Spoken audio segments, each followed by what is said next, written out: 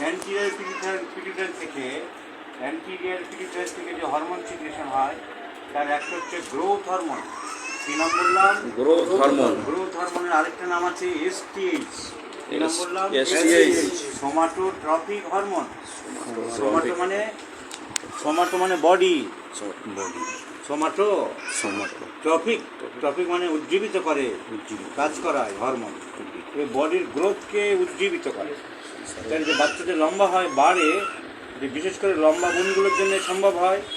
লম্বা বোনগুলো দুটো মাথা থাকে, আপারেন্ট লোয়ারেন্ট। ফিমারে আছে না, টিবিয়াতে আছে না, আপারেন্ট লোয়ারেন্ট।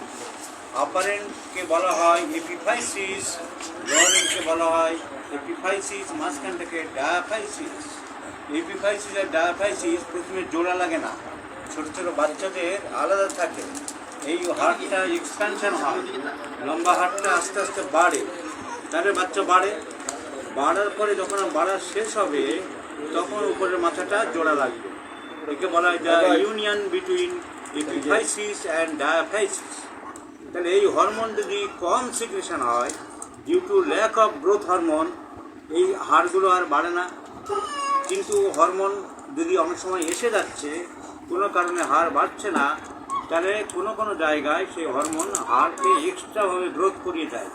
বিশেষ করে ম্যান্ডিবেল হাড় থেকে বাড়িয়ে দেয়। বিশেষ করে ম্যান্ডিবেল বা চোয়ালের যে হাড়টা, চোয়ালটাকে বড় হয়ে যায়। অনেক সময় অনেক বড় বড় বাচ্চাদের চোয়ালটা এত বড় হয়ে যায় তাকে বলা হয় বুল জ, ষাঁড়ের মতন মোটা হয়ে গেছে। এই রোগটার নাম হচ্ছে অ্যাক্রোমিগালি। আর এর উল্টো যদি হয়, এই হরমোন যদি এক্সেসিভ বেড়ে দেয়, তাহলে হাড়গুলো চচ্চর করে আরও বড় হবে, ঢাং 6 ফুট 7 ফুট লম্বা হয়ে যাবে ছেলে মেয়ে। তাকে বলা হয় জাইগ্যান্টিজম। তাকে বলা হয় জাইগ্যান্ট মানে কত? দস্যুর মতন দেখতে হয়ে গেছে, তাই তার নাম হচ্ছে জাইগ্যান্টিজম। আর তোমার বাচ্চা উল্টোটা, এই নাম হচ্ছে অ্যাক্রোমিগালি। দেখবে চোয়ালটা আমার বড় হয়ে যায়।